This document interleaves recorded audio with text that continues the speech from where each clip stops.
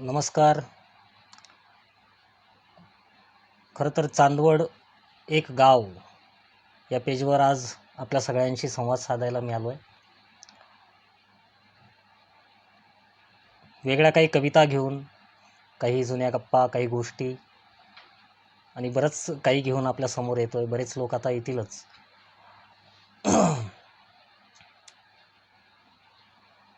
चांदवडला सगळी ऐतिहासिक तशी पार्श्वभूमी आहे. माझं आवडतं गाव. या गावात लहानचा मोठा होताना खूप आनंद मला झाला की आजूबाजूला खूप डोंगर आणि निसर्गाचं वैभव चांदवडला मिळालेलं आहे. खूप ऐतिहासिक मंदिरं या गावात आहे. जे कुठेही गेलं, दुरून येताना इथले डोंगर दिसले की मला खूप आनंद होतो.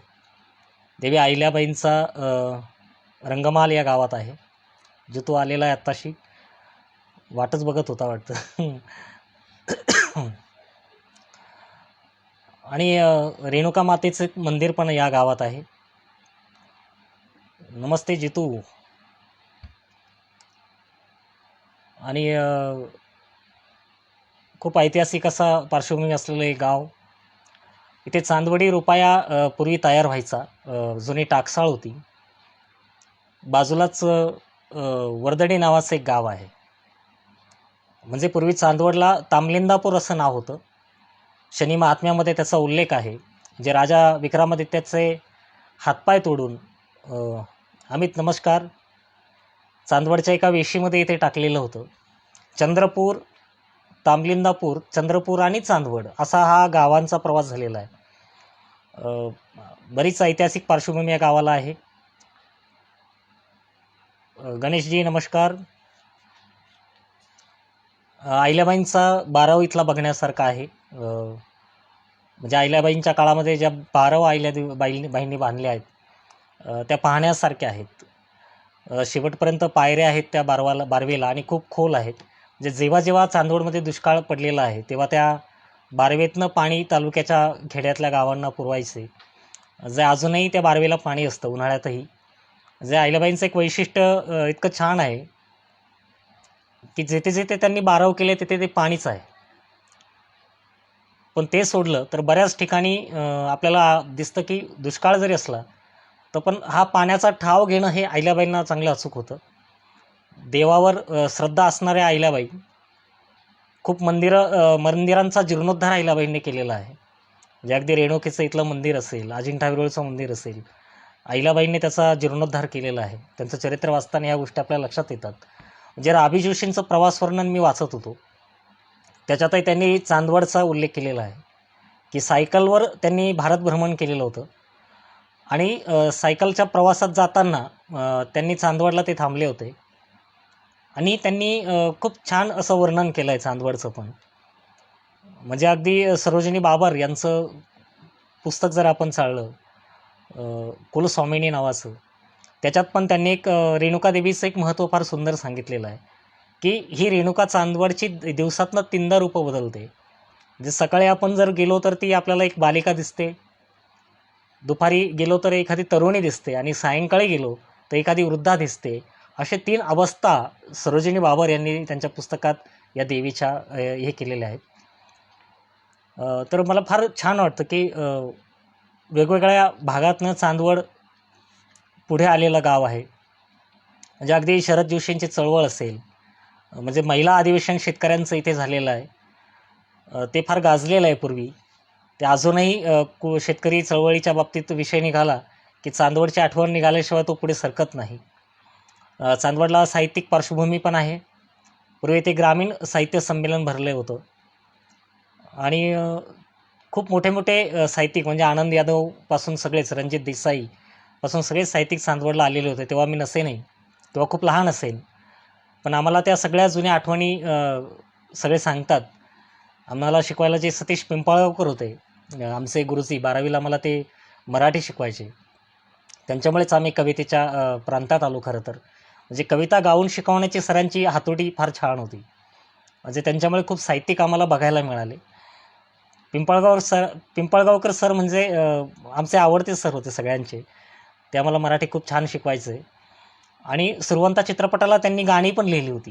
त्याच्यामुळे सरांचं एक वेगळं अट्रॅक्शन आम्हाला होतं, की चांदवडसारख्या ठिकाणी राहणारा एक साधा माणूस, म्हणजे अजूनही सर कुठे भेटलं तर आम्हाला आवाजाऊ करतात, अरे तुरे करत नाहीत. म्हणजे लहान असूनसुद्धा त्यांचा हा मोठेपणा खूप भावण्यासारखा होता. तर सरांमुळे कवितेची एक वेगळी पेरणी आमच्यामध्ये झालेली आहे. वाचनाची गोडी आम्हाला त्यांनी लावलेली आहे. म्हणून चांदवड खूप अंगानं आम्हाला असं देणारं गाव आहे, भरपूर देणारं गाव आहे. खूप चांदवडने आम्हाला दिलं. आज चांदवड एक गाव नावाचं एक पेज आमच्या मित्रांनी केलेलं आहे. वेगवेगळे उपक्रम या माध्यमातून ते राबवतात आणि गावाविषयी जे आत्मीयता प्रत्येकाला असते ती आमच्या सगळ्या मित्रांना आहे. आणि नक्कीच नक्कीच मुबीनजी, तुम्हालाही खूप माहिती असेल खरं तर गावाची, माझ्यापेक्षा तुम्हाला जास्त माहिती असेल. पण खूप मजा यायची. पूर्वी चांदवडला 2 थिएटर होते. आम्ही खूप चित्रपट तिथे बघितलेले आहे. आता चांदवडला असं मनोरंजनाचं काही ठिकाण राहिलेलं नाही आहे. हल्ली कुठल्याच चांगला कार्यक्रम असला तरी लोक घराच्या बाहेर पडत नाही. इतके आपण मालिकेच्या दुनियेत आपण रमलेलो आहे. कैलासजी सोनवणे आलेले आहेत, नमस्कार. ते पण चांदवडचेच आहेत. आणि खूप चित्रपट त्या काळात आमचे लहानपणी बघून झाले. मित्रा के थँक्यू वैभव, धन्यवाद. तर त्या काळामध्ये असे चांगले चांगले चित्रपट आम्हाला बघायला मिळालेत. आमच्यातला कलावंत असा घडत गेला, चांगलं वाचायला मिळालं. प्रशांत पण आलेला आहे, तो माझा वर्गमित्र आहे. माझे खूप आठवणी वर्गमित्रांसोबत आपल्या असतात. प्रशांतसोबतही खूप आठवणी आमच्या आहेत. आम्ही सोबत अभ्यास करायचो. मला ती चांदवडची जुनी वेश पण आठवते, वरच्या गावातली. तिथे बसून आपण अभ्यास केलेला आहे. असे खूप मित्र आहेत, की चांदवडचे सगळे डोंगर दऱ्या आम्ही फिरलो आहेत. खूप मंदिरं आम्ही फिरलो आहेत. जे इंद्रायणी किल्ला असेल, इंद्रायणी किल्ल्यावर बऱ्याच वेळा आम्ही गेलो आहे. खूप छान असं ऐतिहासिक पार्श्वभूमी इंद्रायणी किल्ल्याला आहे. राघवदादांना 3 दिवस तिथे कैदेमध्ये ठेवलं होतं, असं ठाकूर सरांनी आम्हाला इतिहास शिकवताना सांगितलं. आणि आम्हाला ते किल्ल्याचं फार अट्रॅक्शन वाटायला लागलं. तर आम्ही इंद्रायणी किल्ला बघायला सगळे मित्र गेलो होतो. आमच्या एका मित्रानं, अमोल दीक्षित नावाच्या, इंद्रायणी नावाचं एक पुस्तक पण लिहिलेलं आहे. त्याच्या सगळ्या मंदिरांची माहिती त्याने दिलेली आहे. रुपेश आजमीरा आलेले आहेत, अक्षय आलेला आहे. अक्षय म्हणतो, मित्रांनो शेअर करा, त्याचंही पेज शेअर करा. अक्षय खरं तर चांदवड एक गाव हे त्याचं पेज आहे आणि या पेजच्या माध्यमातून खूप चांगले उपक्रम तो करत असतो. त्याच्याकडे कॅमेरा नाही, पण मोबाईलवरच खूप चांगले फोटो तो चांदवडचे टिपत असतो आणि या पेजवर टाकत असतो. त्याचं पेज पाहिलं की आपल्याला चांदवड काय आहे, त्या चांदवडची चांगली ओळख आपल्याला त्यानिमित्ताने होईल. आणि मध्यंतरी चांगला कार्यक्रम पण त्यांनी केला होता, की चांदवडचे जे वेगवेगळ्या क्षेत्रात काम करणारी माणसं आहेत, मग कोणी गायक असेल, कोणी कवी असेल, कोणी चित्रकार असेल, या सगळ्यांचा सन्मान त्याने केला होता. आणि हे खूप चांगले उपक्रम या चांदवड एक गाव या पेजवरनं ते राबवत असतात. तर या माध्यमातून आपल्याला खूप गप्पा मारायच्या होत्या खरं तर, आणि भेटायचं होतं, म्हणून त्याची इच्छा होती की आपण एक उपक्रम चांगला या निमित्ताने करूया. हा महेंद्रजी बागुल, नमस्कार. आणि कविता पण आपण ऐकणार आहोत सगळ्या छान छान. आपला दुष्काळी तालुका आहे खरं तर. तर दुष्काळाच्या पार्श्वभूमीवर हे धूळपेरा उसवता नावाचं एक पुस्तक हे पण मी लिहिलं होतं.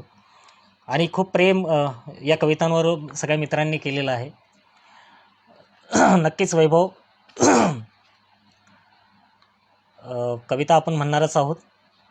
पण चांदवडच्याच पार्श्वभूमीवरची ही कविता आहे, की सगळीकडे दुष्काळ आपल्याकडे असतो आणि त्यानिमित्ताने मला काय सुचतं नेमकं, मी काय वेगळं लिहित असतो, तर त्याची ही कविता आहे.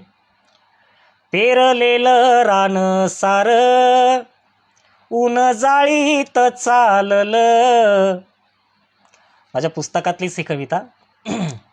पेरलेलं रान सार ऊन जाळीत चाललं, नक्षत्राच्या पावसानं गाव नेमक टाळलं.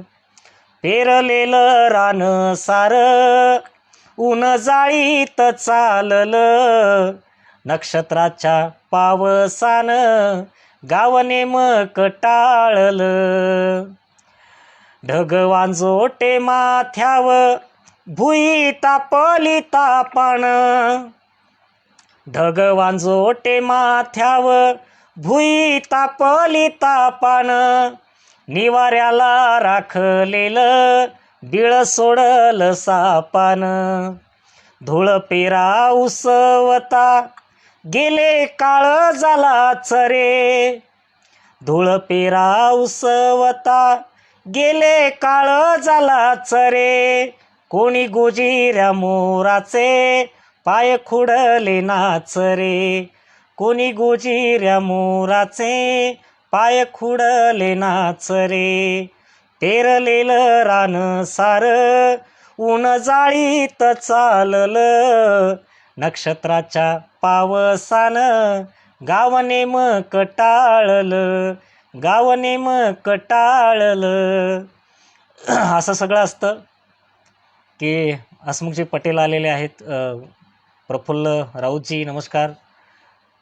सुश्रुत कॉम्प्युटरचे सुश्रुत देवरे आहेत. ओके ओके, नमस्कार, धन्यवाद. आणि प्रवीण ठाकरे आलेले आहेत, धन्यवाद खूप खूप. तर चांदवडच्या सगळ्या आठवणींसह आपल्या कविता अशा आपल्या अनुभवाशी निगडीत आहे सगळ्या. पण गावं हळूहळू बदलत चालली सगळी. मी म्हटलं की सगळं सांस्कृतिक वारसे आपल्या गावांना होते. पूर्वी लोक घराच्या बाहेर येत होते, एकत्र येत होते, ऐकत होते. आज आपण सगळे लॉकडाऊन झालेलो आहे, आज घराच्या बाहेर पडू शकत नाही आहे. हा सगळा वेगळा माहोल खरं तर आहे कोरोनामुळे. तर त्याच्यापासून आपण काळजी घेतो आहे सगळे. आजही लोक पाळत आहेत, गावाकडे खूप पाळत आहेत. गावाकडे लोक जात नाही आहे बाहेर, थांबत आहेत घरी आणि खरंच आनंद घेत आहेत. पण खूप कंटाळली पण आहेत सगळी माणसं. टी व्हीला कंटाळले, बातम्यांना कंटाळली आहेत. बातम्या पाहून पाहून लोक कंटाळले. आता बातम्या नको वाटत आहेत. लोक खेळ पण आता सगळे संपले आहेत. पूर्वी किती चांगले खेळ आपल्याकडे होते. मी आत्ताही मुलांना म्हणतो की अरे मोबाईल तुम्ही खेळू नका, की ग्राउंडवरचे खेळ तुम्हाला आले पाहिजे, तुम्ही बाहेर खेळलं पाहिजे. पण आपल्या घरातला आता अंगणं राहिली नाही आहे. अंगणंसुद्धा आता हरवत चालली आहे. सगळे कॉन्क्रीट रस्ते आपल्या गावांना झालेले आहेत आणि सगळं बदलत चाललं आहे. या सगळ्या बदलत्या प्रवाहामध्ये आपल्याला गाव पण आपल्या गावाचं टिकून ठेवायचं आहे, माणसं टिकून ठेवायची आहेत. आणि हे आपले पण टिकवताना बऱ्याच गोष्टी आपल्याला जपायच्या आहेत. ते म्हणजे खूप चांगलं ग्रंथालय चांदवडलं आहे. लोकांनी ते वाचलं, त्याचा लाभ घेतला पाहिजे. खूप चांगली पुस्तकं तिथून आणली पाहिजे. हे सगळं महत्त्वाचं आहे.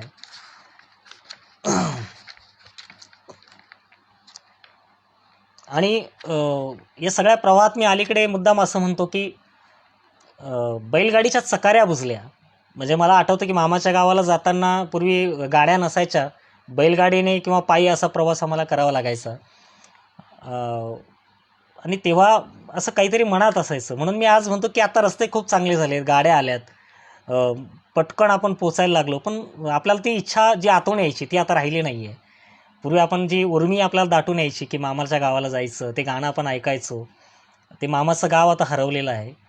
मामाच्या गावाला जायची ओढ आपली आता संपलेली आहे.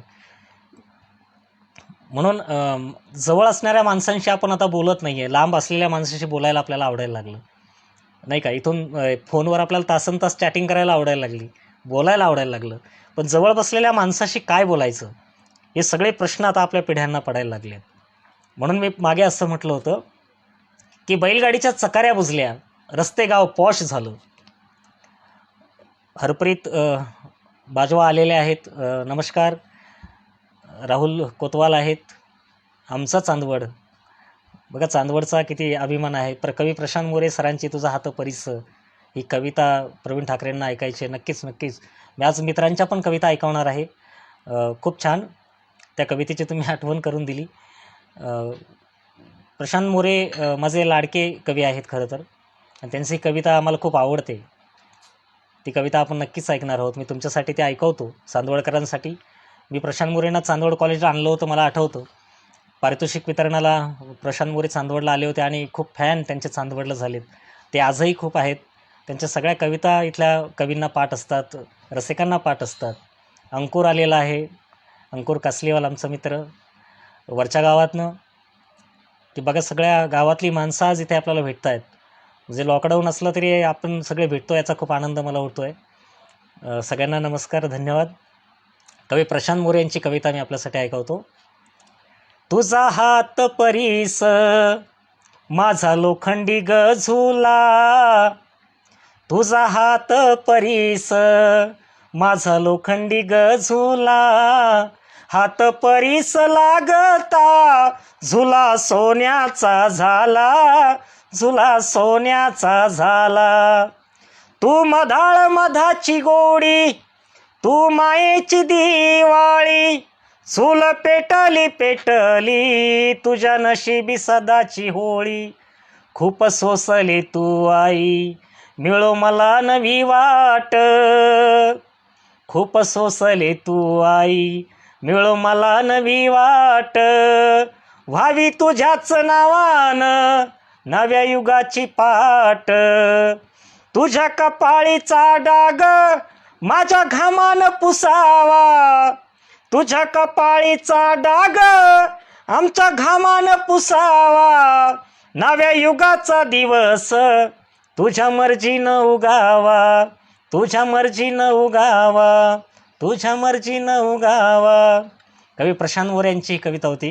ही खूप लाडकी कविता आहे आमच्या गावात सगळ्यांची. खूप मित्रांना ही कविता आवडते. कदाचित प्रशांत मोरे सर कधी ऐकत असतील तर त्यांनाही आवडेल, की त्यांनाही माहिती आहे चांदवडमध्ये खूप त्यांचे फॅन आहेत. त्याच्यामुळे ही कविता तुमच्यापर्यंत त्यांची मी पोचवली. अशा खूप मित्रांच्या कविता आहेत. खरं तर आमचे वेगवेगळ्या भागात वेगवेगळे मित्र खूप छान कविता लिहित असतात, नाही का. इकडे सगळं परिवर्तनाचं जग आहे, बदलतं जग आहे. मी म्हटलं की सांस्कृतिक वारसा असणारी गावं हरवली आहेत. आपण टी व्हीच्या याच्यात अडकलो आहे सगळे चौकोनामध्ये. तो चौकोन आपण सोडायला तयार नाही आहे. हा चौकोन सोडून आपल्याला बाहेर निघायचं आहे. हे सगळं बघत असताना आपल्या एक लक्षात येतं की आपल्या घरांच्या आता मालिका चालू झाल्या, की आपल्या घरात एखादी मालिका चालू झाली की आपल्याला वाटतं अरे आता कोणी बोलू नका, शांत बसा. आपल्याला कलकल आवडत नाही आहे, चिवचिव आवडत नाही आहे. म्हणजे सगळे एकत्र कुटुंब पूर्वी आपल्या घरात असायचे, छान गप्पा व्हायच्या, त्या आता होत नाही आहे. आपली घरं आता मुकी व्हायला लागली आहे, नाही का. कारण प्रत्येकाकडे मोबाईल आला, प्रत्येकजण ऑनलाईन झाला, प्रत्येकजण बिझी आहे.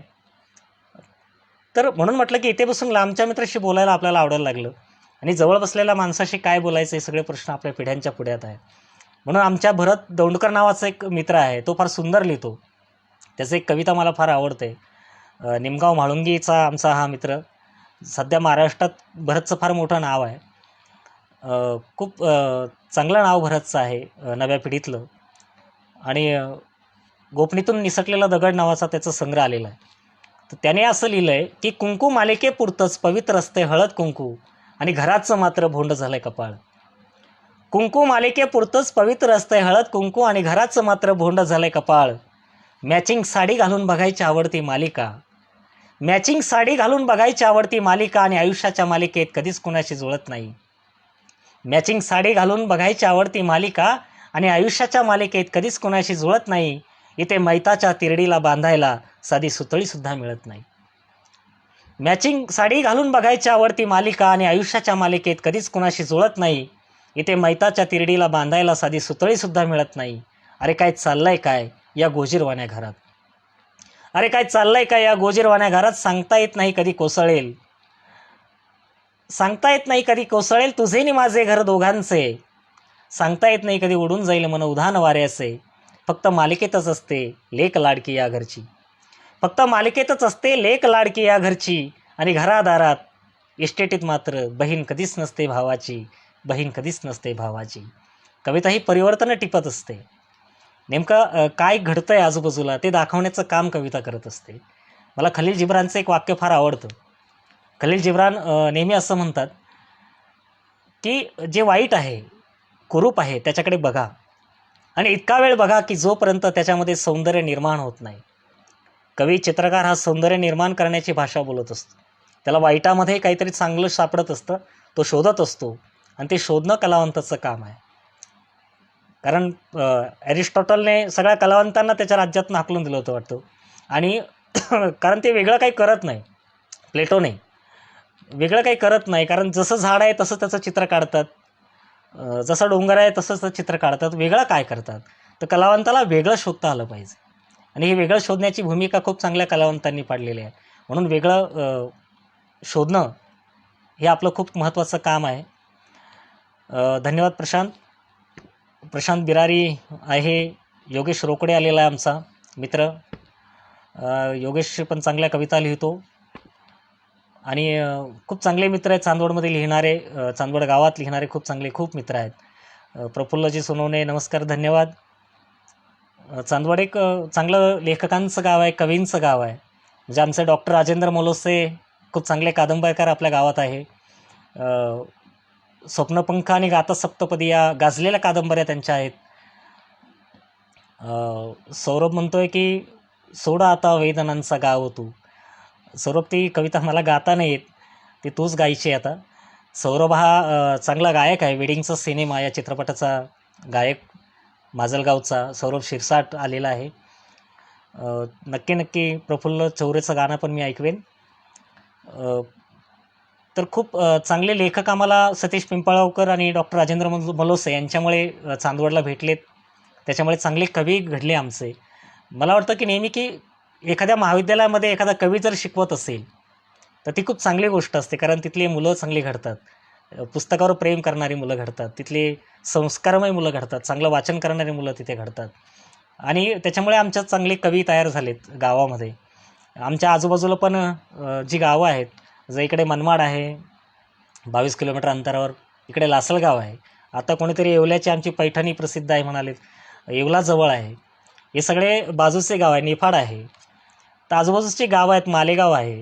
ही सगळी गावं आम्हाला अटॅच असतात. आणि खूप चांगले लिहिणारे कवी या भागामध्ये सगळे आहे. रेवन बिल्लाडे या ठिकाणी आलेले आहेत, नमस्कार. रेवन पण माझा चांगला मित्र आहे.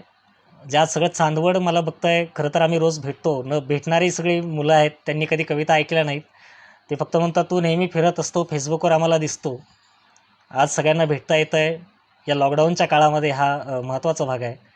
आमचे मित्र प्रकाश शेळके आले आहेत, माझे भाऊ, नमस्कार. त्यांनाही खूप कविता आवडतात. खरं तर कोणी चांगले कवी आले की आम्ही सगळे एकत्र येतो, सगळ्यांना ऐकतो. नक्कीच चौरेचं गाणं पण ऐकवतो आणि ते कसं सुचलं ते पण मी या ठिकाणी सांगणार आहे. चौर्य खरं तर खूप चांगला चित्रपट होता. समीर पाटील, जे इथून जवळच दिंडोरे नावाचं गाव आहे, त्यातल्या मावडीचे आहेत. ते आता मुंबईला असतात. पण खूप खडतर परिस्थितीतून आईचं नाव कमवायचं म्हणून त्या माणसानं हा चित्रपट केला होता. सगळी जमीन विकली, सगळं पणाला लावलं आणि हा पहिला चित्रपट समीर पाटलांनी केला होता. खूप छान चित्रपट होता आणि त्याचं शूट इकडे करायचं होतं. मला वाटतं 1 दिवसाचं शूट चांदवडला झालेलं आहे. आणि त्या शूटिंगसाठी काही लोकेशन बघण्यासाठी ती सगळी मंडळी म्हणजे त्याचे संगीतकार मयुरेश केळकर, त्याचे दिग्दर्शक जे होते किरण खांडगे आमचे मित्र, ते सगळे चांदवडला आले होते. आणि ते स्पॉट बघता आम्ही फिरत होतो. लोकेशन मी त्यांना दाखवत होतो. आमच्याकडे राजदीरवाडीचं नाव चांगलं गाव आहे, जे डोंगरामध्ये आहे. पूर्ण बाजूला डोंगर आहे आणि मध्ये गाव आहे, बघण्यासारखं गाव आहे. आणि प्रकाश होळकरांच्या मामांचं गाव, कवी प्रकाश होळकर यांच्या मामांचं गाव आहे. आपण कधी आलात, पावसाळ्यात आलात तर नक्की या गावाला भेट द्या. तिथेच वरती राजदेरवाडी नावाचा एक किल्ला आहे, राजदेरचा किल्ला त्याला म्हणतात. बाजूला इंद्रायणीचा किल्ला आहे. हे दोन्ही किल्ले पाहण्यासारखे आहेत. जुन्या आठवणी सगळ्या तिथे आहेत अजून, त्यासुद्धा बघण्यासारख्या आहेत. म्हणजे ऐतिहासिक वारसा मी जो म्हटलो चांदवडला आहे, तो खूप छान आहे. निसर्ग सौंदर्य जर पाहायचं असेल तर पावसाळ्यात एकदा मुद्दाम चांदवडला भेट द्या. तर चौऱ्याचं गाणं लिहायचं होतं आणि त्यांनी मला सांगितलं की तुला गाणं लिहायचं म्हणून. मी माझ्या मित्रांच्या आधी नावं सुचवलं ते गाणं लिहिणाऱ्या, तर त्यांना बरीच गाणी आवडली नाही, पटली नाही. मग काही वेळ गेला, 1 महिना गेला त्याच्यामध्ये. आणि ते मला म्हणाले की अरे तू पण कवी आहे, तू का नाही लिहित गाणं? मी म्हटलं ठीक आहे, उद्याच देतो लिहून. म्हणून मी दुसऱ्या दिवशी त्यांना एक गाणं लिहून दिलं होतं. पण आदल्या दिवशी खूप बेचैन होतो आणि खूप कारण चित्रपट मंदिराच्या पार्श्वभूमीवरचा होता. मंदिरात चोरी होते. शनी शिंगणापूरसारखं ते गाव आहे. दादा ठाकरे नमस्कार. प्रसन्न पगारे आलेले आहेत, नमस्कार. महेश कुलकर्णी नमस्कार. साईनाथ हिरे आलेत, तुम्हालाही नमस्कार. तर खूप मंदिरांच्या पायऱ्यांवर मी जाऊन बसत होतो गाणं लिहिण्यासाठी. तो माहोल मनात तयार करायचा होता. पण काही केलं तरी मला ते गाणं सुचत नव्हतं. मी खूप मंदिरं फिरलो, रेणुकेच्या पायरीवर बसलो. एक म्हातारा तिथून पायऱ्या चढताना मला दिसला. तेवढाच एक प्रसंग काय, तो मी डोळ्यात घेऊन घरी आलो होतो. पहाटे कधीतरी जाग आल्याने अशा ओळी मी लिहून काढल्या होत्या. त्या मंदिराची स्टोरी आणि चित्रपटाची थीम खूप चांगली होती की शनी शिंगणापूरसारखं गाव आहे, त्या गावात कधी चोरी होत नाही, आणि अशा ठिकाणी मंदिरातच दरोडा पडतो, तेव्हा त्या गावाची जी माणसं आहेत देवावर श्रद्धा असणारी, त्यांच्या श्रद्धेला तडा जातो. आणि तो गावचा जो जुना म्हातारा आहे, जो किशोर कदम त्या भूमिकेमध्ये त्या चित्रपटात आहेत, तर तो म्हणतो की अरे तुझ्याच मंदिरात जर चोरी होते तर आम्ही विश्वास तरी कोणावर ठेवायचा. म्हणजे त्या अशा देवावर श्रद्धा असणाऱ्या माणसाच्या आत्म्याचं आंदोलन म्हणजे हे गाणं होतं. आणि हे गाणं मी असं लिहिलं होतं, तुझ्या भरवशाचे देवा, म्हणजे आदर्श शिंदेने ते गायलेलं आहे. या गाण्यामुळे खूप चित्रपट मला पुढे मिळाले, ते येणारच आहे.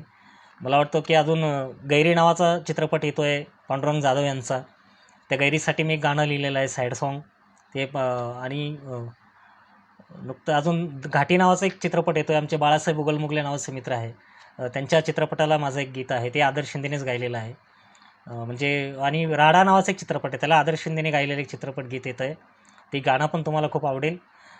आणि नुकताच एक परत चित्रपटाला गाणं लिहिलं आहे, ते ज्ञानेश्वर मेश्राम यांनी गायलं आहे. जसे खूप चित्रपट मला एका गाण्यामुळे, एका चित्रपटामुळे मिळाले, आणि एक वैचारिक गाणं मला लिहिता आलं, याचा आनंद होता खरं तर. मग ते शब्द असे होते, तुझ्या भरवशाचे देवा कुठे गाव गेले, उघड्या घरांना आता कडीदार आले, पायरीला गेले तडे पाय झाले जड, पायरीला गेले तडे पाय झाले जड, देवा तुझ्या देवळात चोरट्यांचा फड, चोरट्यांचा फड, गळा शपथांची रीत होता नजरेचा धाक. आमचं गाव पूर्वी कसं होतं, गळा शपथांची रीत होता नजरेचा धाक, शब्दांसाठी मरणारे कैवारीही लाख, पेरलेल्या संस्कारांचे खुरटले मोड, देवा तुझ्या देवळात चोरट्यांचा फड, चोरट्यांचा फड. आणि आता काय झालंय परिवर्तन, काळ्या काचेच्या पॉश गाडीतून आपण फिरायला लागलो, की माणसं वाईट झाली आहे, विकृत झाली आहे, माणसानं माणसाला आवडत नाहीशी झाली आहे, माणसाला माणसाची भीती वाटावी असा सगळा काळ सुरू झाला आहे. म्हणून मी लिहित होतो, अंधाराशी सलगी झाली उजेडाची येथे भीती, अंधाराशी सलगी झाली उजेडाची येथे भीती, आपणच आपल्याशी जडवावी प्रीती, माणसांना तुझी आता राहिली ना नड, देवा तुझ्या देवळात चोरट्यांचा फड, चोरट्यांचा फड, पायरीला गेले तडे पाय झाले जड, देवा तुझ्या देवळात चोरट्यांचा फड, चोरट्यांचा फड. असा हा चोरट्यांचा फड होता. खूप छान असा सिनेमा होता खरं तर, तो बघायला आपण पाहिजे होता. पण त्याच काळात सैराट युग चालू होतं, पण एक सैराट युगामध्ये एक वैचारिक गाणं मला लिहिता आलं, याचा मला खूप आनंद आहे.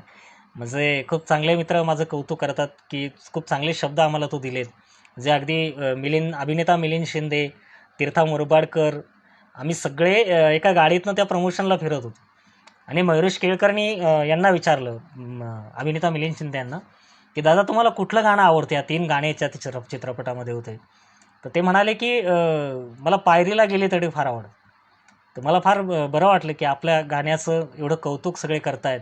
तीर्था तर मला खूप छान म्हणाले, दादा की घरात मी खूप मोठ्या स्पीकरवर जेव्हा तुझं गाणं ऐकतं ना, इतकं छान वाटतं.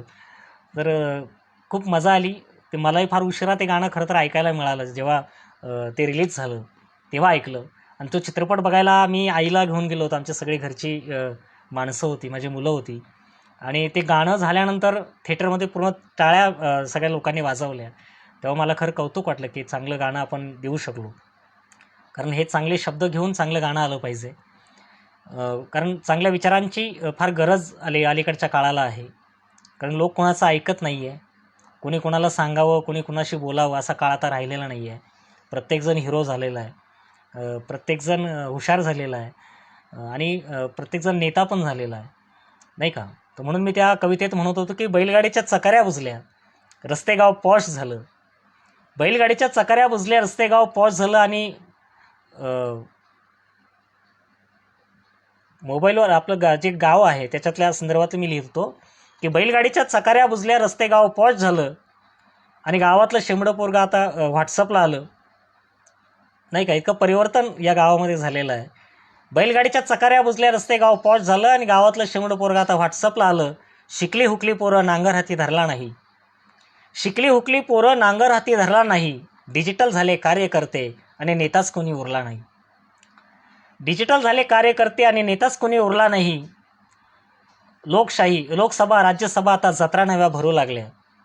लोकसभा राज्यसभा आता जत्रा नव्या भरू लागल्या आणि लोकशाहीच्या दिंड्या आता ढाब्यावर जाऊन चोरू लागल्या. भाकरीचं इमान गेलं, दारूशिवाय मतदार आता वळत नाही. भाकरीचं इमान गेलं, दारूशिवाय मतदार आता वळत नाही आणि निवडणुकीचं भाद्रपद लागल्याशिवाय उमेदवार काही फळत नाही. असा सगळा हा काळ आहे. त्याच्यामुळे माणसांचं काही खरं राहिलं नाही. पण कार्यकर्ता होणं ही भूमिका खूप वाईट आहे. मी नेहमी सांगतो की कार्यकर्ता कुणाचं होऊ नका, कुणाचे झेंडे खांद्यावर घेऊ नका. तुम्हाला करायचं असेल तर चांगल्या समाज संस्था असतात, त्यांच्यामध्ये जा, त्यांच्यामध्ये जाऊन काम करा. पण कोणाचे झेंडे घेऊन तुम्ही कार्यकर्ता होत असाल आणि वितुष्ट निर्माण करत असाल तर ते फार वाईट आहे. कारण गावागावांमध्ये अशा खूप दऱ्या निर्माण झाल्या आहेत. आमचा एक मित्र छान सांगतो नेहमी की किती वाईट झालं आहे की एका घराला मी गेलो म्हणे तर 5 झेंडे होते. मी त्या काकांना विचारलं, काका सगळ्या पक्षांना तुम्ही हा बंगला भाड्याने दिला की काय?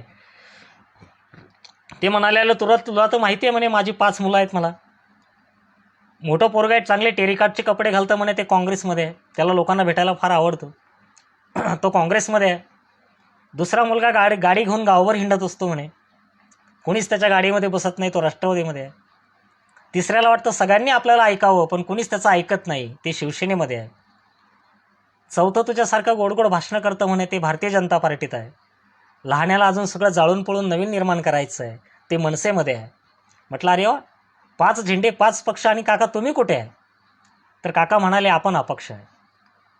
मी हसायला लागलो की म्हटलं अरे बापरे, म्हटलं बरं आहे, 5 मुलं 5 झेंडे 5 पक्ष. म्हटलं बरं झालं मावशी जिवंत नाही, त्या असत्या तर त्याही जयललिताबरोबर गेल्या असत्या. असं सगळं या गावांचं वैभव आता बदलत चाललं आहे. एका घराला 5-5 झेंडे आलेत, एका घरातली माणसं अशी वाटत चालली आहे.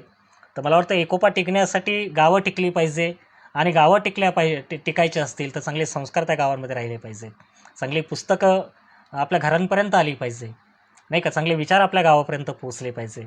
आणि खूप चांगल्या सामाजिक संस्था असतात ज्या अशी चांगली कामं करत असतात, त्यांच्यामध्ये सामील व्हा, त्यांना मदत करा. म्हणजे त्यांच्यामधून आलो की आपल्याला चांगलं काम करता येतं गावासाठी. पण झेंडे घेऊन कुठलंच काम आपल्याला चांगलं करता येत नाही, म्हणून कुठल्या झेंड्याला घेऊ नका. मी मागे सिंहगडावर आम्ही जेव्हा TV9चा एक कार्यक्रम होता, मला वाटतं विनायक पवार खोडाचा गीतकार, आम्ही सगळे मित्र त्या याला होतो. हनुमंत चांदगुडे होता आमचा कवी मित्र, त्याने हा सगळा कार्यक्रम घडवून आणला होता. तर त्या कार्यक्रमासाठी आम्ही गेलो तेव्हा मी एक कविता तिथे छान सांगितली होती की हर हर महादेवाची नौबत तिथे झडेल काय, हर हर महादेवाची नौबत तिथे झडेल काय, आणि स्वराज्याला शिवरायांचं सपान पुन्हा पडेल काय. हर हर महादेवाची नौबत तिथे झडेल काय, आणि स्वराज्याला शिवरायांचं सपान पुन्हा पडेल काय. रयत झाली हवालदिल राबणारा फासावर, रयत झाली हवालदिल राबणारा फासावर, आणि मरणावर टपलेले दलाल इथे वासावर. अरे बाजीसारखी हक्कासाठी आता खिंड कोणी लढेल काय, अरे बाजीसारखी हक्कासाठी आता खिंड कोणी लढेल काय, आणि स्वराज्याला शिवरायांचं सपान पुन्हा पडेल काय. झेंड्यावरून पंगे येते, जातीवरून दंगे येते, झेंड्यावरून पंगे, जातीवरून दंगे येते, झेंड्यावरून पंगे, आपल्यांचेच युद्ध सुरू आता आपल्या संगे. अरे माणसाला माणुसकीचा रोग थोडा जडेल काय, आणि स्वराज्याला शिवरायांचं सपान पुन्हा पडेल काय. मर्द आता जीता है पिऊन थोडा खंबा, मर्द आता जीता है पिऊन थोडा खंबा, आणि मरणाला लाजवणारा कुठे दिसत नाही संभा. अरे मरणाला लाजवेल असा शूरवीर तरुण येथे घडेल काय, आणि स्वराज्याला शिवरायांचं सपान पुन्हा पडेल काय. आणि आत्ता काय झालं शेवटी अलीकडे की कागदा खाऊन रस्त्यावरती सुकून गेल्या गाई. आजही बघा, आपण गावात जर एक चक्कर मारली, गाईंना आता तर खायला नसेलच. आपण आमच्याकडे बऱ्याच ठिकाणी मी बातम्या वाचल्या की आमच्याकडे चांदवडला सुद्धा गाईंना बाजार भरायचा तर खायला मिळत होतं. आता बऱ्याच ठिकाणी आमच्या लोकांनी पाण्याची आणि चाऱ्याची सोय पण अशा गायींसाठी केलेली आहे. तर असं काम आपल्याला करता आलं पाहिजे खरं तर.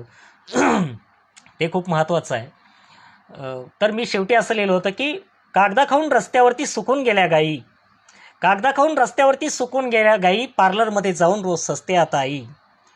अरे कागदा खाऊन रस्त्यावरती सुकून गेल्या गाई, पार्लरमध्ये जाऊन रोज सस्ते आता आई. जिजाऊचं बाळ आता शिवबासारखं मढेल काय, आणि स्वराज्याला शिवरायांचं सपान पुन्हा पडेल काय, आणि सपान पुन्हा पडेल काय. ते स्वप्न पडायचं असेल तर चांगली कामं चांगल्या माध्यमातून झाली पाहिजे. म्हणून कोणाचे झेंडे घेऊ नका, कारण झेंडे म्हटले की पंगे आले म्हणजे दंगे आले आणि हे सगळं विस्कटत जातं माणसाचं माणूसपण. त्याच्यामुळे एक विचार घेऊन आपलं गाव चाललं पाहिजे. तर विचारांचा झेंडा हातात घ्या, कारण त्या झेंड्याला आपला हा सगळा महाराष्ट्र जो आहे तो पुरोगामी चळवळीचा महाराष्ट्र आहे.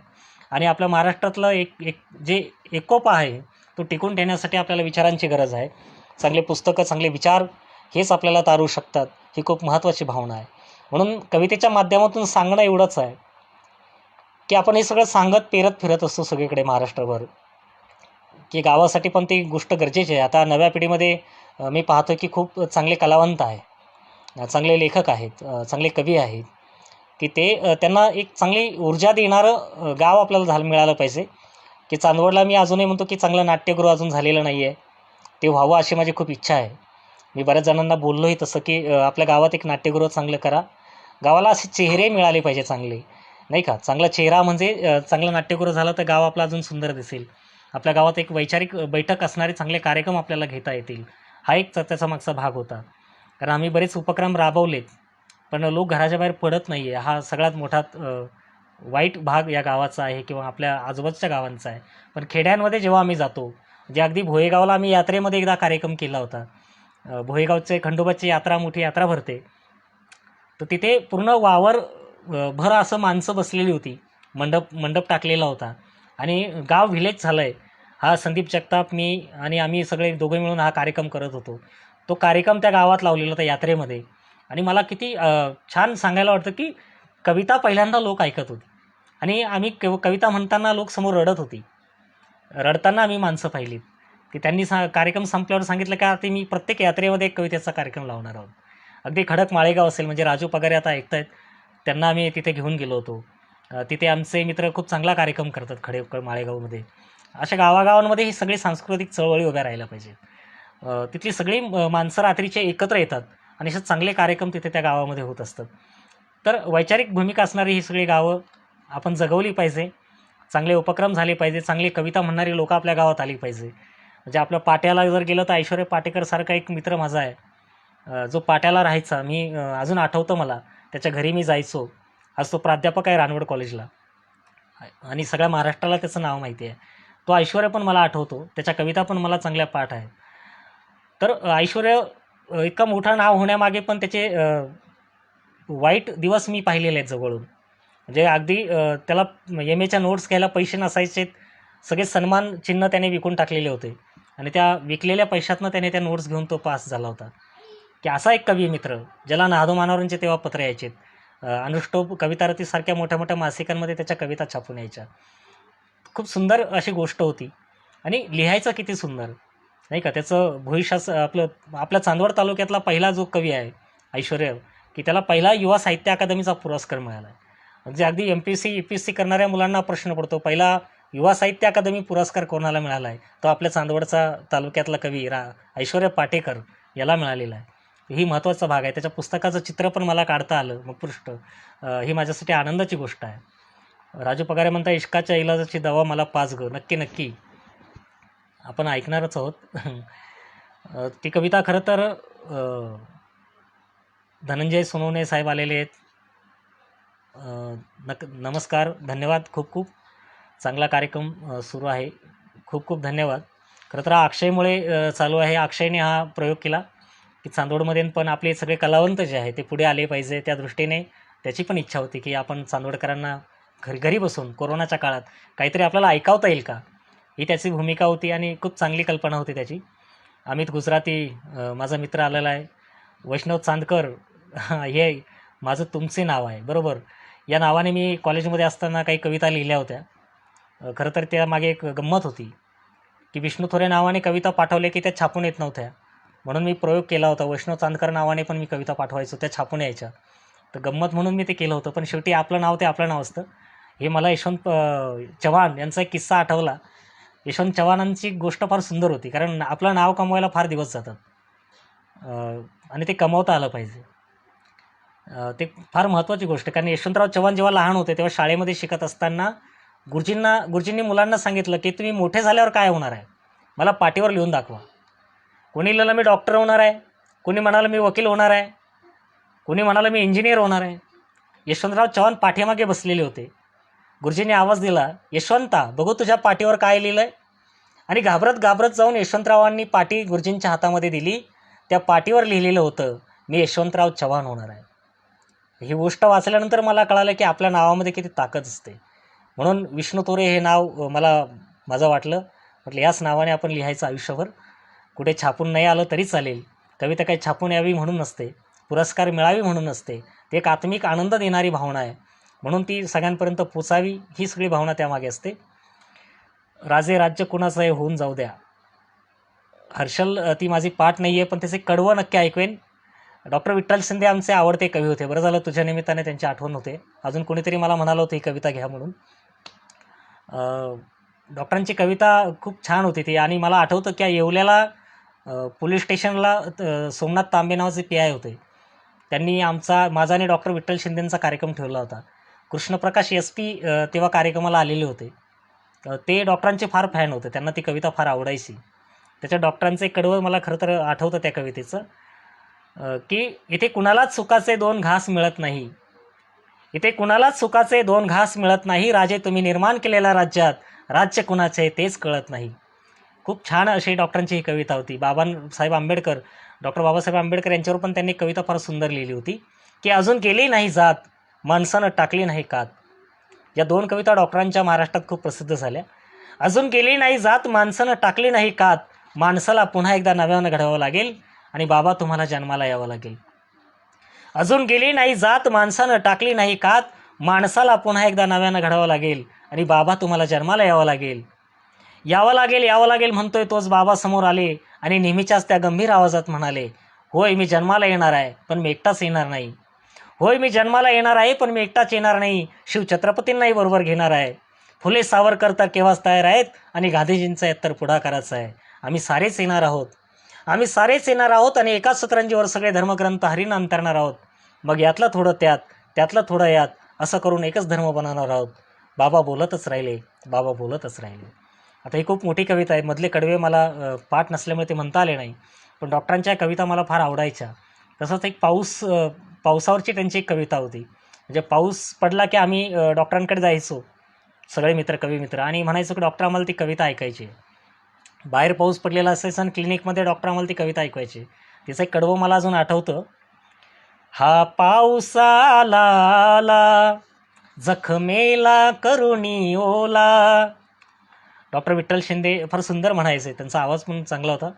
आता अभिजित पण त्यांचा मुलगा खूप चांगल्या कविता लिहितोय. तो चांदवडचा आहे. म्हणजे चांदवडला वरदानच आहे की सरस्वतीचं काय माहीत नाही, पण खूप चांगले लिहिणारी सगळे कवी चांदवडमध्ये आहेत.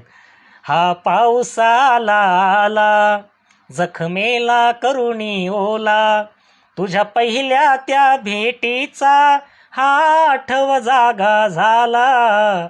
हा पाऊस आला जखमेला करुणी ओला, तुझ्या पहिल्या त्या भेटीचा हा आठव जागा झाला. हा पाऊस आला चिमणीचा होता देह. किरण प्रेम कविताच आहे. चिमणीचा होता देह, कष्टाने झिजले हात, चेहऱ्यावर साकळलेले ते दुःख ती होती गात. मी भनंग झालो देवा, कसा इश्काचा हा घाला. हा पाऊस आला ही पाऊस नावाची कविता आम्हाला सगळ्या मित्रांना आवडायची. डॉक्टरांच्या आठवणी या निमित्ताने ताज्या झाल्यात. डॉक्टरांचं पुस्तक प्रकाशाचं पुजारी, मला आठवतं की याच्या निर्मितीमध्ये आम्ही सगळे मित्र होतो.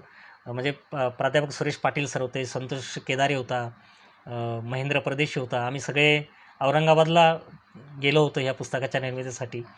आणि डॉक्टर SS भोसले औरंगाबादचे, ज्यांनी फुलेंवर खूप अभ्यास त्यांचा होता आणि शेतकऱ्यांच्या आसूडवर त्यांनी बरंचसं छान लिहिलेलं आहे. त्या डॉक्टर SS भोसलेंनी हे पुस्तक काढलेलं होतं. तर खूप छान असं लिखाण पण होतं त्या काळामध्ये. खूप छान मैफिली पण आमच्या घडायच्या, एकत्र यायचो आपण. पुन्हा लॉकडाऊन संपलं की असं सगळ्यांनी एकत्र आलं पाहिजे. विचारांची देवाणघेवाण त्या निमित्ताने होत असते. आता एक चांगलं व्यासपीठ चांदवड एक गाव या निमित्ताने तयार झालेलं आहे चांदवडमध्ये. या माध्यमातून आपण खूप चांगले कार्यक्रम गावात करणारच आहोत. प्रमोद पाटील म्हणतायत की बरोबर आज साहेब डॉक्टर विठ्ठल शिंदे यांनी येवल्यात बापूंची कविता सादर केली होती. मी त्या कोजागिरीच्या कार्यक्रमाला आस्वाद घेतला होता. अरे वा, किती छान आठवण. म्हणजे पाटील साहेबांना ती आठवण आहे. मला आठवते मी तेव्हा खूप लहान होतो खरं तर. पण काही कविता मी तिथे आम्ही पण म्हटल्या होत्या. मला वाटतं प्रशांत कुलकर्णी तिथे सूत्रसंचालन करत होता. तो संस्कृतचा चांगला प्राध्यापक होता, शिक्षक होता आणि तो त्याच भाषेमध्ये बोलायचा जसं शुद्ध मराठीत बोलायचा. म्हणजे आपण म्हणतो की पी.आय. तांबेसाहेब, तो फौजदार तांबेसाहेब म्हणायचा. मला फार कौतुक वाटायचं त्याचं. नक्की नक्की हर्षल, धन्यवाद. आणि दवा नावाची कविता यांना ऐकायची होती खरं तर. तर चौरे चित्रपटासाठीच गाणं लिहित असताना एक गंमत झाली होती की एक आयटम सॉन्ग लिहायचं होतं. समीर पाटलांनी 2 ओळी लिहिलेल्या होत्या. ते उर्मिला धनकरनी गायलं आहे. त्याच्यातले बरेच पुढचे कडवे माझे आहेत. ते गाणं उर्मिला धनकरनी गायलं. त्या गाण्यातल्या ओळी अशा होत्या, ज्वानीच्या या वेशीवरती सुटू लागला तोल, कसं काय टाका भिडला झाला प्रीतीचा ह्यो झोल. प्रीतीचा झोल नावाचं एक गाणं होतं. आणि पुढच्या ओळी लिहायच्या होत्या. समीर पाटील मला म्हणाले की अरे मला काही पुढच्या ओळी सुचत नाही आहे, तुम्हाला मदत करायच्यामध्ये. मग ते पुढच्या काही ओळी मी लिहून दिल्या होत्या. तेव्हा नेमकी राज ठाकरेचं टोल आंदोलन सुरू होतं. मी म्हटलं झोल आला तर टोल आलं पाहिजे गाण्यामध्ये. मग मी गंमत केली. गंमत अशी केली की त्यांना वाटलं की मला इथे काही सुचणार नाही, मला एका खोलीमध्ये बंद करा, तुम्ही बाहेर जा. मी सगळ्यांना बाहेर काढून दिलं आणि तिथे लिहित होतो. डोळे बंद केले आणि माझं चांदवडच मला आठवलं. चांदवडची खरी पुण्याई आहे की इथले डोंगर, इथला निसर्ग भरभरून आपल्याला देत असतो. मला त्याचा खूप फायदा होतो. जे गावाचा मी कायम ऋणात आहे की गावाने खूप प्रेम पण मला दिलेलं आहे. हसमुख पटेल साहेब पण आलेले आहेत. चांदवड एक गाव. नक्की नक्की तुमची आठवण आमच्यासोबत आहे. तर ते पुढचा ओळी मी असा लिहित होतो, काळजाच्या तिजोरीला शिवलाबाई चोर, काळजाच्या तिजोरीला शिवलाबाई चोर, वय झालं 16चं ग नुसता जीवाला घोर, वयाच्या या वळणावरती कुणी लावला टोल, वयाच्या या वळणावरती कुणी लावला टोल, कसं काय टाका भिडला झाला प्रीतीचा ह्यो झोल. असं ते गाणं होतं. खूप छान आणि मजा आली होती. पण ती खूप छान, मला आनंद झाला की माझं पहिलं गाणं रेकॉर्डिंग झालं ते यशराज स्टुडिओमध्ये. इतका मोठा स्टुडिओ मला पहिल्यांदा बघायला मिळाला. आणि चित्रपट बघायला पैसे नसायचे असा सगळा काळ होता. मी मगच सांगितलं की आमच्या गावात 2 थिएटर होते, आज एक पण नाही आहे. चित्रपट बघायला पैसे नसायचे. आम्ही बाहेर बसून चित्रपटाच्या स्टोऱ्या ऐकलेल्या आहेत. तिथे गणेश गोसावी नावाचा एक मित्र आमचा असायचा. तो त्याचं एक टपरी होती. तिथे हरभराची चटणी तो विकायचा आणि ती खायला आम्ही जाऊन बसायचो तिथे त्याच्याकडे. मग त्याची तिथे ओळख होती, तर त्याच्यामुळे आम्हाला त्या ओळखीनं गुपचूप सोडायचे मध्ये. त्याच्यामुळे खूप चित्रपट आम्हाला बघायला मिळाले. ते वेळ आमच्या मनात होतं. पण कधी पुढे भविष्यात आपल्याला चित्रपटाला गाणं लिहिता येईल याची सुतराम कल्पना मला नव्हती. पण योगायोगाने ती संधी पण मला मिळाली. ही चांदवडचीच पुण्य आहे की त्याच्यामुळे एवढं आपल्याला काही करता आलं सगळं. तर छान मनातल्या गुपिताचं ही कविता मला त्या निमित्ताने सुचली की म्हटलं जसं आयटम सॉन्ग आहे. मी समीर पाटलांना म्हटलं आयटम सॉन्ग काय प्रकार आहे. ते म्हणाले अरे हिंदी मराठी शब्द एकत्र आले तरी चालतील, फक्त आवडले पाहिजे लोकांना. तर असं काहीतरी छान वेगळं लिही. मग हे ते गाणं झाल्यानंतर मी घरी आलो. म्हटलं जसं आयटम सॉन्ग आहे तशी एक आयटम कविता आपण लिहून पाहू. मग तसा एक मी प्रयोग केला होता. ती ही कविता होती, मनातल्या गुपिताचं खोल तू राज ग, मनातल्या गुपिताचं खोल तू राज ग, इश्काच्या इलाजाची दवा मला पाज ग, पतंग जैसी जवानी तेरी है कटने कडर, पतंग जैसी जवानी तेरी है कटने कडर, आशिकों के दिल में गोरी किया तूने घर, ओठावर हसू तुझ्या डोळ्यामधी लाज ग, ओठावर हसू तुझ्या डोळ्यामधी लाज ग, इश्काच्या इलाजाची दवा मला पाज ग. गणेश निंबाळकर आलेला आहे. खूप चांगला मित्र आहे हा माझा. जे हळूहळू खूप चांगली भाषणं गणेश करायला लागला. मला फार कौतुक वाटतं की गणेशचं ऐकण्यासारखं भाषण आहे. तर मला वाटतं बच्चू कडूंच्या संघटनेचं काम तो चांदवडमध्ये करतो आणि खूप चांगलं नेतृत्व नव्या पिढीमधलं गणेश आहे. धन्यवाद गणेश, तू इथे आला. आपली भेट नक्की होईल लवकरच. लॉकडाऊन संपू दे, आपण सगळे भेटणार आहोत. पंकज गांगुर्डे नमस्कार. माझा वर्गमित्र आलेला आहे इथे मनमाडचा. नमस्ते पंकज. आणि फार आठवतं, तुझी आठवण पण माझ्यासोबत खूप चांगली आहे. म्हणजे तेव्हा आमच्याकडे फोन नव्हते, लँडलाईन पण नव्हता आणि हा एस टी डीमध्ये काम करत होता. आणि शेजारी म्हणजे इथून काही अंतरावर एक बंगला आहे, तिथे तिथला नंबर मी याला दिलेला होता. हा तिथून फोन लावायचा आणि मला फोनवर कविता ऐकवायला लावायचा. त्याच्यामुळे खूप कविता त्याने ऐकलेल्या आहेत माझ्या. आणि सुरुवातीच्या काळामधला माझा साक्षीदार जे डॉक्टर यशवंत पाठक, आम्ही सगळे बरोबर फिरायचो. त्याच्यात पंकज सोबत असायचा. तर खूप आठवणी अशा चांगल्या आहेत. तर ही कविता लिहित होतो मनात आलं गुपिताचं. पण प्रेम कवितेची गंमत खूप छान आहे. म्हणजे कुठल्या भागात गेलं ना, तिकडचा कवी वेगळं वेगळं काहीतरी लिहित असतो. डॉक्टर भालचंद्र पवार आलेले, नमस्कार. डॉक्टर भालचंद्र पवार पण आमचे चांगले मित्र आहेत. म्हणजे विठ्ठल शिंदेंचे ते चांगले फॅन आहेत कवितांचे. त्याच्यामुळे विठ्ठल शिंदेंचा बराचसा कवितेचा वारसा आमच्याकडे चालत आलेला आहे खरं तर. त्यांचे बरेच रसिक आमचे चांगले मित्र झालेले आहेत. म्हणजे भालचंद्र पवार असतील, डॉक्टर पवार असतील उसवाडचे आमचे, जे आता मनमाडला आहेत. आणि खूप चांगले मित्र कवितेने आम्हाला दिलेत, गावात पण दिले, बाहेर पण. आणि मला गंमत अशी छान वाटते की मी महाराष्ट्रभर सगळीकडे फिरत असतो. बाहेर खूप कौतुक आपलं होतं, पण जेव्हा गावातून कौतुक करतं कोणीतरी, तेव्हा मला फार आनंद होतो की आपल्या गावामध्ये सगळ्यांना आवडतं हे. मला पहिल्यांदा जेव्हा 500 रुपयाचा मानधनाचा चेक आला होता कवितेचा, एका कविता छापून आली होती आणि तिचं बक्षीस म्हणून तो चेक मला आला होता मानधन म्हणून. आणि तेव्हा घरच्यांना वाटलं की अरे हे काहीतरी करतंय चांगलं. नाहीतर तोपर्यंत कवितेला नावं ठेवणारे, कवितेला हसणारे असे सगळे लोक आसपास होती. माझे मित्र पण वर्गातले, हा कविता लिहितो म्हणजे काहीतरी वेगळं करतो, आणि हसायचे. तर आम्हाला आमचीच लाज वाटायची. असा सगळा काळ होता. पण खूप चांगले दिवस कवितेने मला दिलेले आहेत. खूप मित्र दिले आहेत. प्रत्येक गावात खूप चांगले मित्र मला कवितेने दिलेत. माझ्या गावात पण मला प्रेम करणारे खूप लोक कवितेने मला दिले आहेत. ही खूप चांगली आठवण आहे. तर या सगळ्या भागामध्ये प्रेम कविता लिहिणारे वेगवेगळ्या भागातले कवी आहेत. जसं मी इकडे इश्काच्या इलाजाचे दवा लिहित असतो, इकडे मी वेगळं पण लिहित असतो की मुका रस्ता सगळा बोलणंच झालं नाही. मुका रस्ता सगळा बोलणंच झाला नाही. तुझ्या मागे चालत गेलो, पोळत गेले नुसते पाय. वाटा चुकल्या, दिशा हुकल्या, परतीचं नव्हतं भान. शब्द आटत गेला, फाटत गेलं कोरं पान. खूप वेळा ठरवलं पण बोलणंच झालं नाही. तुझ्या मागे चालत गेलो, पोळत गेले नुसते पाय. हे पाय पोळत गेले. खरं तर आमचा राहुल जमदाडे फार सुंदर लिहायचा चांदवडला. तो निवेदन आमचा कार्यक्रमाचं करत होता. शब्दवेल नावाचा आमचा ग्रुप होता. तर तो म्हणायचा की त्याची एक चांगली कविता आम्हाला फार आवडायची, की तिच्या मला ते आठवत नाही आता, पण खूप मजा येते. त्याची एकच कविता तेवढी होती, नंतर त्याने कुठलीच कविता लिहिली नाही. पण ती छान होती. पण आठवली की मी म्हणेल. पण ऐश्वर्या तिकडे वेगळी कविता गावाकडे लिहित असतो.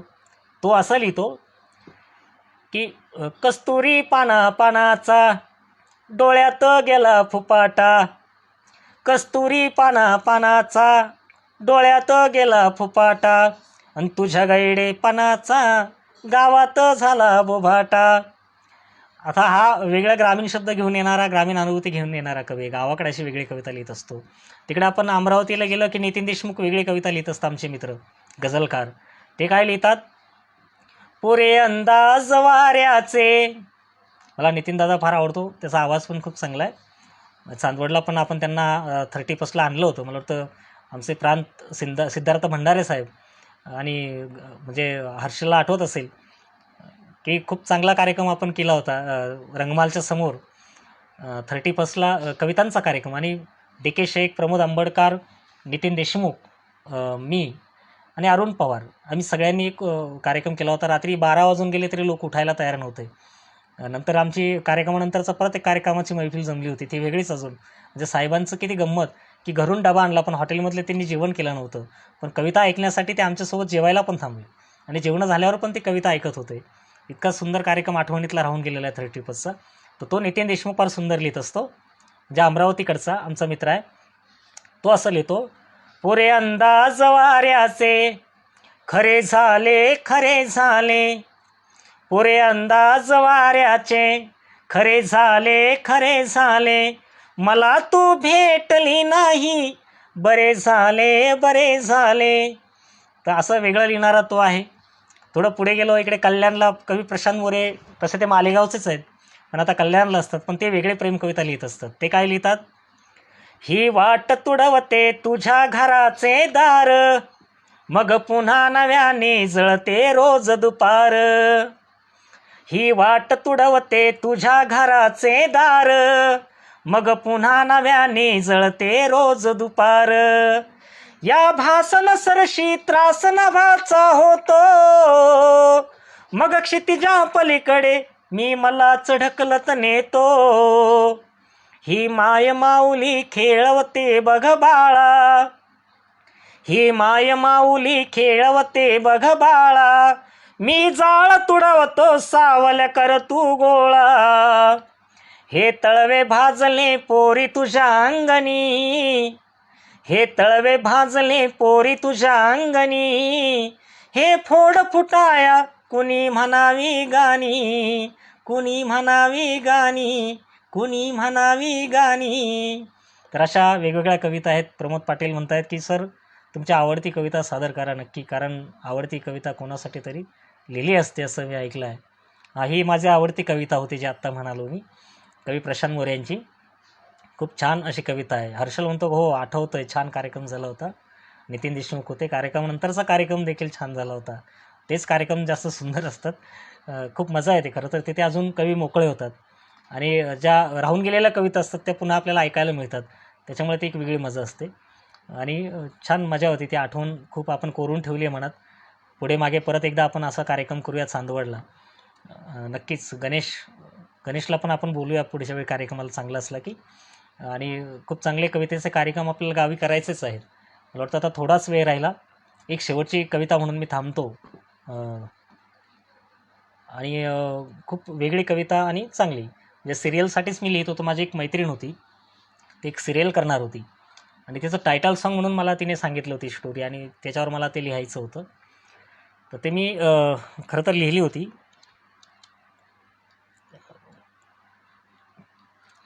घर चुकल्यावरती कुठे मिळावी जागा. सुनील पाटील नावाचा माझा मित्र आहे कोल्हापूरकडचा, त्याने मला तिला चाल लावून दिली होती खूप छान. चाली लावणं ही फार अवघड कसरत आहे. घर चुकल्यावरती कुठे मिळावी जागा, देहात फुलांच्या इथे करपल्या बागा. किती गंमत आहे. म्हणजे एक तृतीयपंथी माणूस आहे आणि त्याच्या प्रेमात पडलेली एक मुलगी आहे की दोघांचं लग्न होत नाही आहे आणि त्याच्यावर ही कविता मला लिहायची होती. घर चुकल्यावरती कुठे मिळावी जागा, देहात फुलांच्या इथे करपल्या बागा. घर चुकल्यावरती कुठे मिळावी जागा, देहात फुलाच्या इथे करपल्या बागा. का श्रावण होऊन कोसळण्याची घाई, का श्रावण होऊन कोसळण्याची घाई. अंगास बिलगते ऊन तशी नवलाई, का श्रावण होऊन कोसळण्याची घाई. अंगास बिलगते ऊन तशी नवलाई, का श्रावण होऊन कोसळण्याची घाई. अंगास बिलगते ऊन तशी नवलाई. आणि पुढच्या काही ओळी मी खरं तर विसरलो आता.